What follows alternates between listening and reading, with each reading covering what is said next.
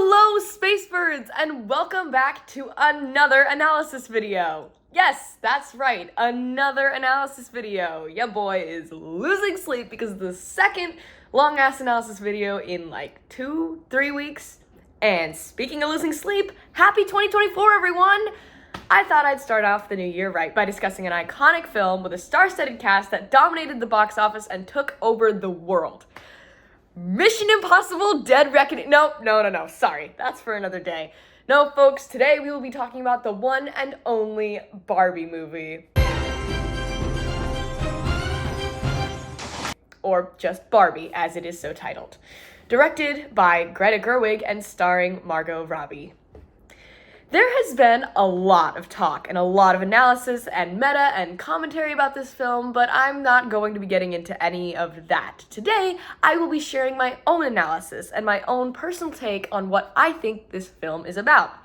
And it just so happens to be my worst enemy.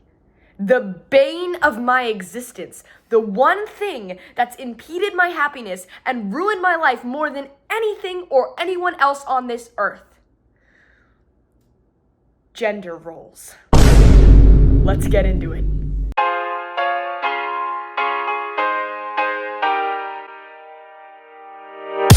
Now, let's back up a bit.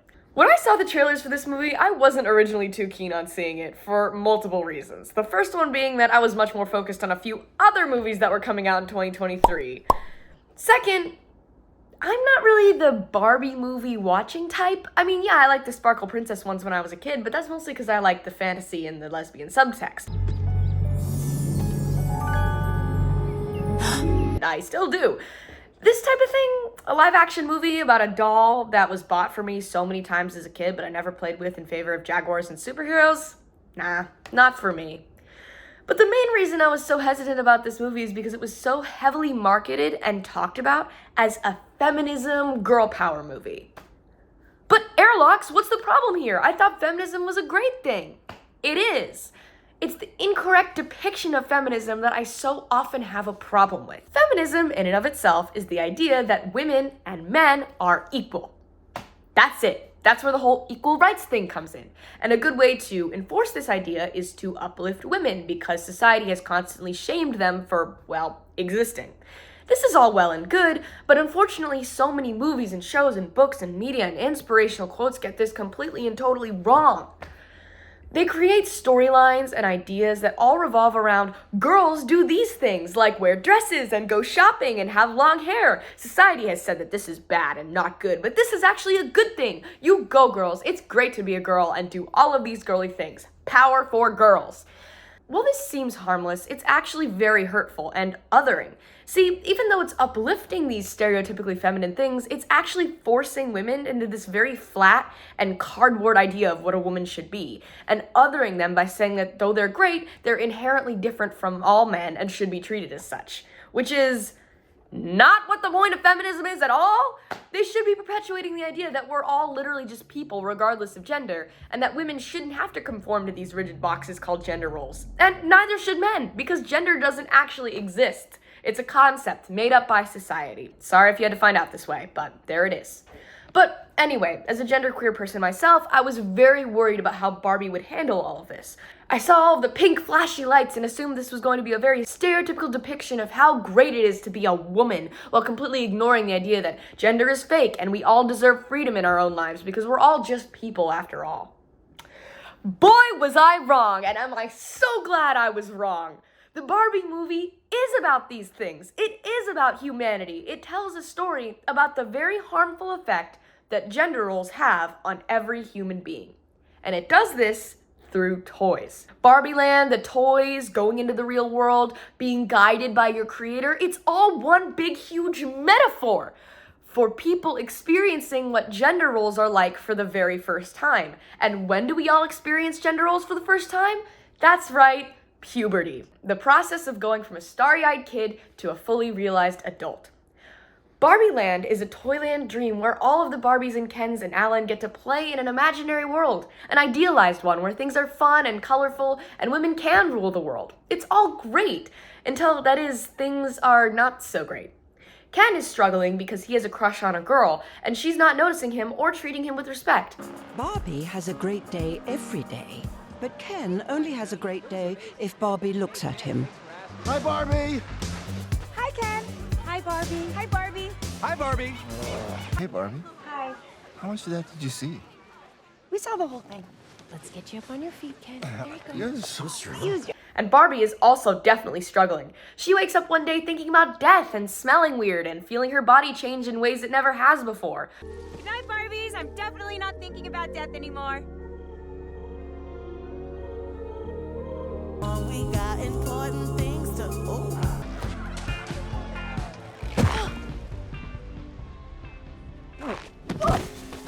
Look at your upper thigh. What is that? That's cellulite. That's gonna spread everywhere. And then you're gonna start getting sad and mushy and complicated. No! So they both have to venture out to real life to discover themselves. Seem familiar? I swear, this wasn't done on accident. Greta knows what she's doing. The Barbie movie is a metaphor for kids growing up. It's also amazing because Barbie is venturing into the real world to find the humans she's intertwined with, a mom and her tween daughter.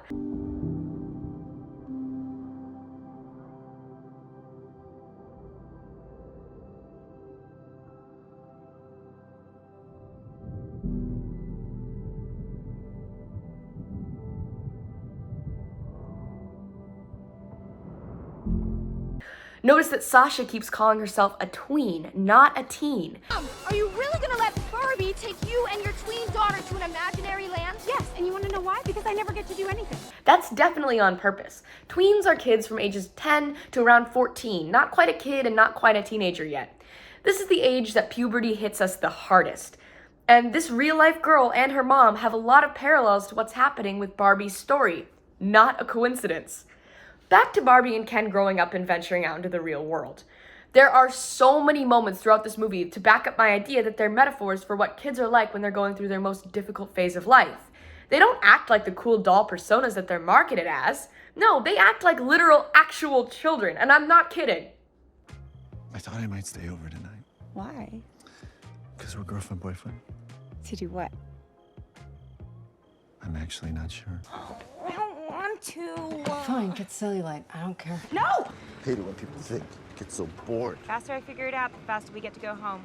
What am I supposed to do? Ken, go for a walk or something. By myself? Yes. Really? Where? Anywhere. Can I go that way? Yes. Okay.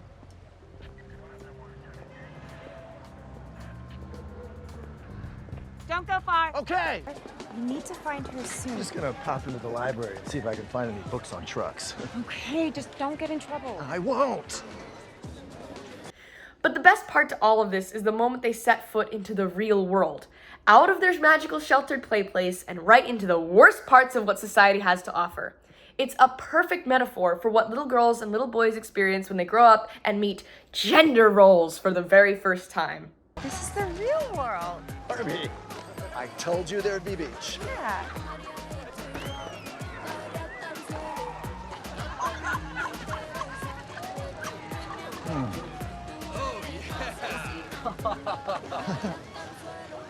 What's going on? Give us a smile, Blondie. Why are these men looking at me? Yeah, they're also staring at me. Ooh, love that. Wow. I feel kind of ill at ease. Like, I don't know the word for it, but I'm conscious, but it's myself that I'm conscious of. I'm not getting any of that. I feel what can only be described as admired, but not ogled. And there's no undertone of violence. Mine very much has an undertone of violence. This is the effect of gender roles on humans. This movie is so freaking incredible because it talks about feminism properly. Gender isn't something that's built into us. We're not hardwired to be a perfect man or woman when we come out of the womb. It's something that society thrusts upon us whether we want to or not, and it has negative effects on both sides. The reason I was able to recognize this so perfectly is because this scene reminded me of the times that I experienced gender roles for the first time in my own life and how I felt when it happened. I remember asking my mom and dad once about our last name and how my mom got to take my dad's last name. I thought, that's so cool people get to pass on their last name. I hope I get to pass on my last name to somebody someday. And I was told, Obviously, that's not how it works. Your brother will be the one to pass on the last name. You don't get to keep your name. That made absolutely no sense to me as a child who had never before experienced the patriarchy, and I said, why? Of course, no real good answer. The second thing is, I remember being taught, as all tween girls are, that I should be careful that someone might try to sexually assault me or hit me on the butt. Instantly, I fantasized what I would do in that situation, and it looked a lot like this.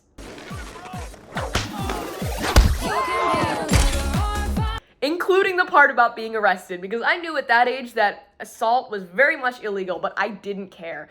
I thought of the idea of somebody touching me inappropriately, and it made me so angry. The only thing I would want to do in that situation is just punch them with all of my strength, because it's unfair. See, I relate to all the things that happen in this movie because they're such real, genuine human reactions to what society forces upon us. Even Ken's reaction. For women, the gender roles for society immediately feel awful and icky. You're sexualized, scrutinized, ignored, judged, and as Barbie said, there's an undertone of violence. But for boys, there is, like Ken said, no undertone of violence. If you're a boy growing up, at first it seems like the world is all for you because gender roles seem like they uplift men. They don't, really. Ultimately, they hurt everyone, but be patient, please. I'm getting to that. This scene where Ken is discovering Los Angeles is a boy discovering that the world is all for him for the first time.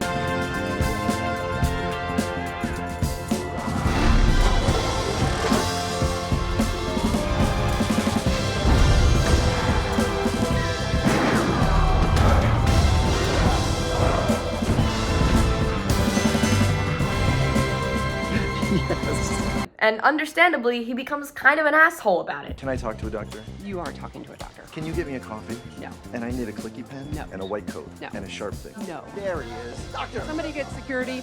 But again, it's understandable. In this movie, unlike many others, this asshole man trait isn't shown as something that's just inherently in his nature as a man. It's literally just a genuine human being's reaction to being told over and over again that they're special and entitled to everyone else's property.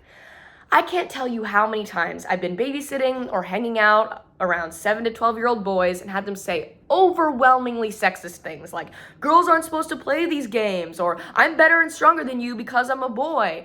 It goes on, and it's really sad. But of course, I don't believe that these little kids just sprung into existence reciting patriarchal agendas. They had to learn it from somewhere.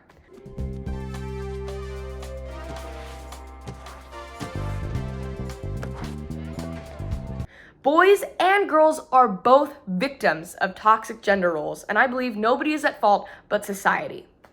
Speaking of girls being victims of gender roles, we move on to more of the effects growing up in a patriarchal society has on a woman, as shown through Sasha.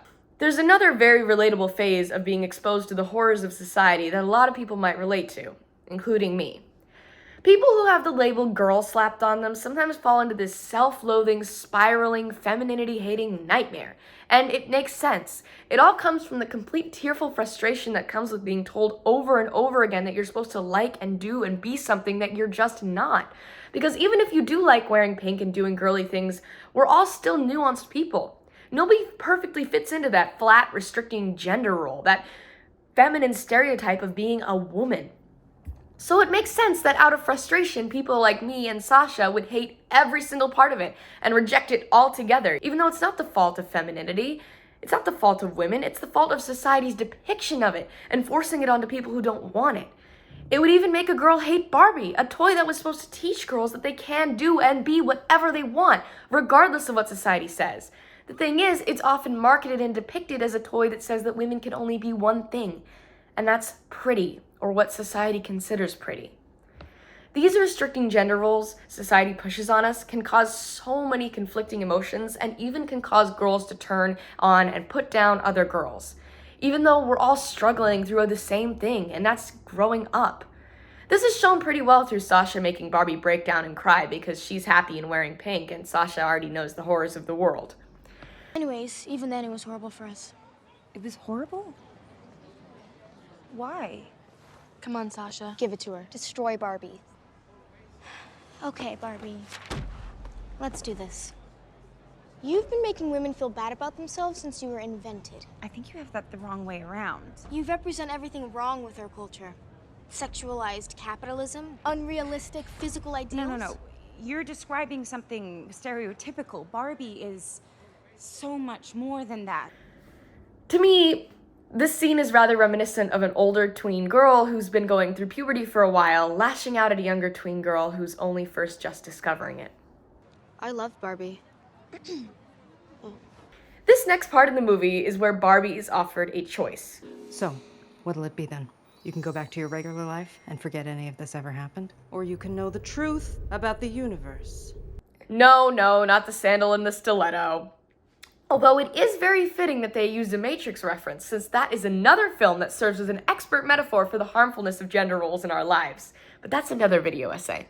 No, this is the part where Barbie is offered a choice to go back in her box, to conform, to fit in, to be stereotypically Barbie pretty, and let herself go back into those gender roles, into that box. A choice everyone is offered. I haven't been in a box in ages. See? It's easy. Oh, okay.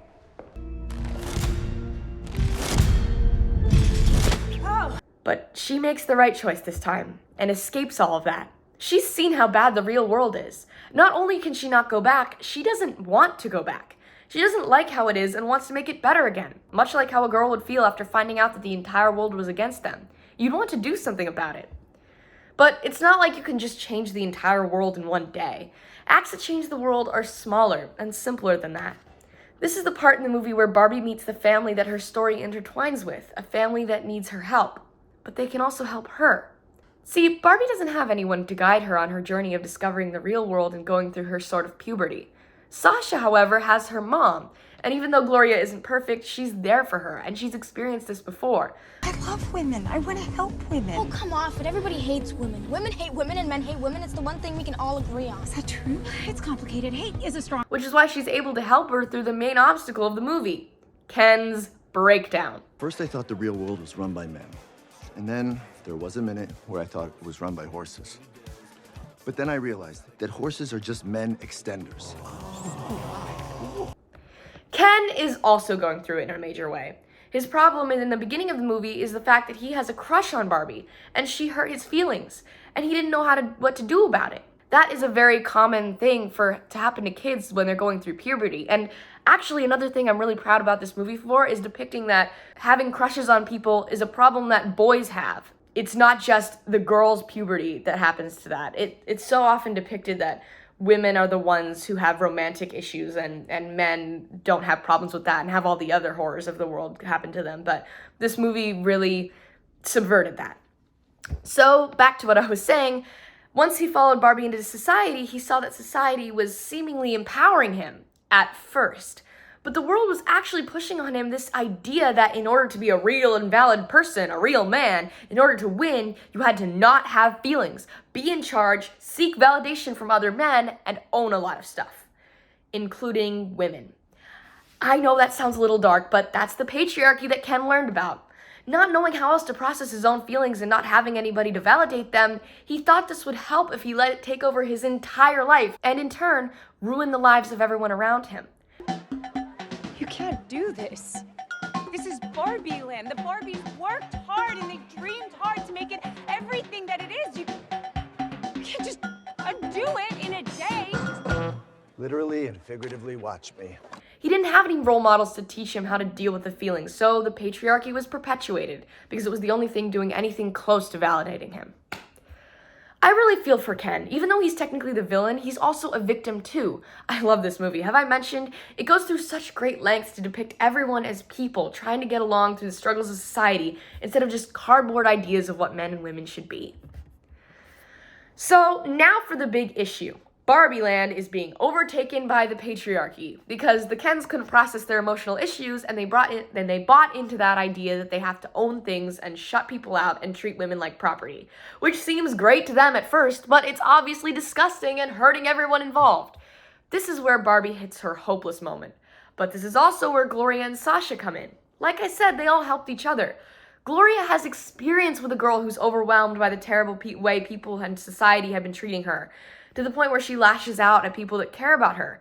Gloria deals with this all the time with her own daughter, so she knows how to help. I've never wanted anything to change. Oh, honey, that's life. It's all change. That's terrifying.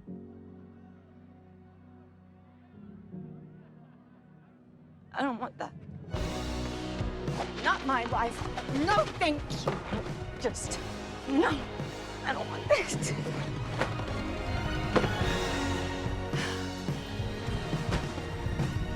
I really understand this feeling. It's basically like being a human person all the time. Please, just leave me here. Just leave me. Go back to your messed up world and just leave me to mine. So you're just gonna give up? Yes.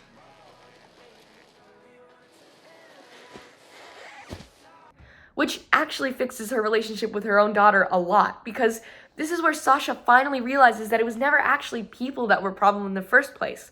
It was the ideas that they latch onto, and that there's still good in everyone. And she even gets to validate her mom. What are you doing? We gotta go. We have to go back. Barbie Land needs saving. Barbie needs saving. Wait, you hate Barbie! But you don't. You've always believed in what she could be. Yeah, well, I was wrong. Barbie gave up. The Kens won. You have to try. Even if you can't make it perfect, you can make it better. I can't make anything better. I'm the one who ruined Barbie Land with my stupid drawings in the first They're place. not stupid. They're amazing. You like my drawings? They're weird and dark and crazy. Everything you pretend not to be. I am. I'm weird and I'm dark and I'm crazy. This is really important, both of them breaking out of gender roles, because they're embracing how amazing it is for women to be everything that they constantly get told that they can't be. And now they're ready to save Barbie Land, with the help of Weird Barbie and Alan. Hi, Barbie. Oh, hi, Alan. There are no multiples of Alan. He's just Alan. Yeah, I'm confused about that. Hey. What's cooking good looking? Hi. Welcome. Welcome to my weird house. These two characters are so freaking important to me. There's a reason they're not affected by the patriarchy epidemic that's ravaging Barbie Land. Who are you? I'm Alan. Oh, you are, Alan. That's great. Don't tell the Kens. I'm trying to escape. I cannot sit on one more leather couch. It's gonna break my spirit. I'd like to thank Ken. Thank you, Ken. I love you, Ken. The fork in my soup is this, Barb. Why didn't the brainwashing work on you? My exposure to the real world must have made me immune. Either you're brainwashed or you're weird and ugly. There is no in between. Sing it, sister. They're very much allegories for queer people. They never fit in, or even wanted to fit into the roles that society wanted them to be in the first place, so they became outcasts. They got made fun of, but they learned to deal with it and own it, and find other people like them who were similarly screwed over by society, the discontinued Barbies and Kens. Yeah, this is Sugar, and I'm her daddy. And I have an earring, a magic earring. More discontinued Barbies. The group of deviants and freaks and weirdos and queers, and they're on the front lines in the war against gender roles. I mean, in Barbie Land, but in real life too. I love you, my queer and weird, freaky weirdo community. Anyway, back to the story progression. There are 3 main tactics the Barbies use to destroy the patriarchy, and they're all so important to me. The first is genuine human empathy. See, women who are brainwashed sadly do exist in real life, but what's important to remember is that they're the victims too, even though they might be doing and saying things that contradict that. And the real way to fight those patriarchal gender roles and ideals that have cemented themselves into the brains of so many is to be kind. Be empathetic. Extend a hand that was never extended to them. Remember that we're all just people trying to get along in the world. Feel for them. Help them get their lives back, but don't sugarcoat it. Let them know the truth in a sympathetic fashion. You have to find a way to reject men's advances without damaging their egos. Because if you say yes to them, you're a tramp. But if you say no to them, you're a prude. I don't want to touch a foot. No, you don't. It wasn't easy or simple, but they had to do it to save the world. One Barbie in need at a time. The second tactic they used against the Kens was manipulation, a subtle way to destroy their oppressor's power by making them turn on each other. Who are you texting? No one. Let me just... Ken! Sorry, one second. It's a beautiful song that you're playing. Did you write it? Yes. You want to sit here and watch me do it while I stare uncomfortably? Not nice. at all, but it's a last resort. Their power had been completely taken over by the patriarchy, but by going in after the weak spot, the Ken's feelings that had never really truly been validated, they were able to get in at least some of their lost ground by making them turn on each other. And that brings me to the last one, letting the patriarchy destroy itself. The patriarchal ideas that the Kens stand on are all completely fundamentally ridiculous. They contradict each other, like saying that men should be independent, but that men aren't real men unless they have a woman. They're not even grounded in any sort of reality, like the idea that women are somehow inherently inferior, even though that's not the truth in any way, shape, or form.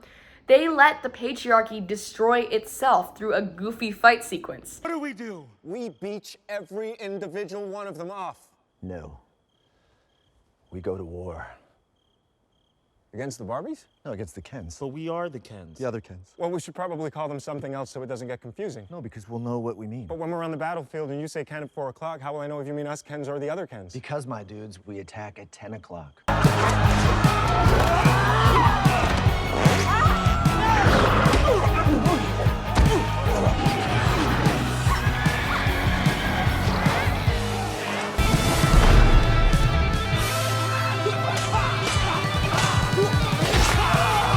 Which, by the way, also hammers my point home that the residents of Barbie Land are metaphors for children. They're slap fighting each other and turning to violence because they don't know how else to process their emotions, which also stays the same throughout lots of men's adult lives, unfortunately, all thanks to patriarchal gender roles. And that's how the Barbies were able to take down the patriarchy. Oh yeah, and there was also a fourth tactic they used, which was voting! Yeah? Weren't we supposed to vote today? What? To change the Constitution. Oh, that was today, wasn't it? Thank you so much, Greta, for reminding everyone to go out and vote, because it does make a difference. It helped Barbie defeat the patriarchy, it can help us too. And now that brings us to the conclusion of our movie. So many good things happen. Ken and Barbie finally get to have a grown-up conversation about their feelings after they've discovered the real world and after all of the bad things happened. And they both learned something. Barbie got to apologize because she really had hurt Ken's feelings by being in a relationship with him even though she didn't really want to, and neglecting his own wishes. Ken got to let out his real fears and emotions and all the stress and terror that being shoved into the man role of the gender roles actually causes. Are you okay? Yeah, totally. It's okay if you're crying. You know, I cried too. It's actually kind of amazing. I'm a liberated man. I know crying's not weak. Okay. It was hard writing stuff. I didn't love it. I get it. To be honest, when I found out the patriarchy wasn't about horses, I lost interest anyway. Because gender roles and the patriarchy is bullshit, and it hurts everyone. He's just a person like all of us, and his humanity isn't tied to owning things or being with people or conforming to a certain way. Which Barbie not only got to teach him, but also learn herself, because she had been struggling with identity issues too. She got to tell him that he needs to learn how to be himself, free from the grip of societal pressures, while also realizing that she could do that too. Side note, Margot Robbie did an excellent job of acting this. You can see in her face that she's having that moment where you're teaching someone else something, but also learning it for the first time yourself. Ken, you have to figure out who you are without me. Why? You're not your girlfriend. You're not your house. You're not your mink. Beach? Nope, you're not even Beach. Maybe all the things that you thought made you you aren't really you. Ken is me. And I'm Barbie. All of the Barbies and Kens start to realize that gender roles are bullshit. Weird Barbie, who doesn't conform to the roles of society, finally gets to be her weird self and rejoin them. I don't think that things should go back to the way that they were. No Barbie or Ken should be living in the shadows. Or Alan. Hey. Me? Yeah. Oh, hello. I just want to say I'm sorry we called you Weird Barbie behind your back and also to your face. It's okay. I'm owning it. Would you like a job in my cabinet? May I please have sanitation? It's yours. Yeah, Thank you. All right. And they're all realizing who they are, separate from what society says they should be. We are all enough by ourselves to learn and grow as people. Which brings us to the ending for Barbie. I love the inclusion of Ruth Handler in this movie because she's so incredibly important to the symbolism in the story. I said Barbie didn't have someone guiding through her, navigating society the way Sasha and Gloria had each other, but I was wrong. Just like a mother helping her daughter through the roughest parts of puberty, despite things seeming terrible most of the time, Ruth is there to help our Barbie do what she discovered she really wanted, becoming human. Ruth originally wanted this Barbie to be something, but as she grew and experienced society, she realized that Barbie wanted to do her own thing. So, like a good parent, she supported her in wanting to become a human. I want to be a part of the people that make meaning, not the thing that's made. I want to do the imagining. I don't want to be the idea. Does that make sense? I always knew that Barbie would surprise me, but I never expected this. Do you give me permission to become human? You don't need my permission. But you're the creator. Don't you control me? I can't control you any more than I could control my own daughter. I named you after her. Because what is puberty if not learning how to become a human? What is life if not learning how to become a human? It's such a perfect ending to this film. It encapsulates all of the themes perfectly, and it's so great to see Barbie's progression from being unsatisfied with the false perfection of her world to falling in love with the imperfections of the real one. I said that the theme with this movie was humanity versus gender roles. Well, I wasn't lying. In the end, Ruth literally spits out the thesis statement of this film. Being a human can be pretty uncomfortable. I know. Humans make things up like patriarchy and Barbie just to deal with how uncomfortable it is. And there it is. Some men turn to the patriarchy to deal with their feelings and dismiss them because they want some form of validation that they never truly got to receive. Some women turn to Barbie to deal with their feelings about everything, a fake ideal world where everyone has to be perfect because they're told that they have to be perfect in order to have value as a human. Humanity versus gender roles, something that we've created that's bringing about all of our struggles. We try to bury ourselves in it to lessen the pain, but being put in a box isn't healthy for anybody. We all need to remember that we're just people. Despite the fact that we might be told that we're objects or figureheads, we're just people, messy and imperfect and beautiful. And we're allowed to be so we can learn who we truly are. Yes.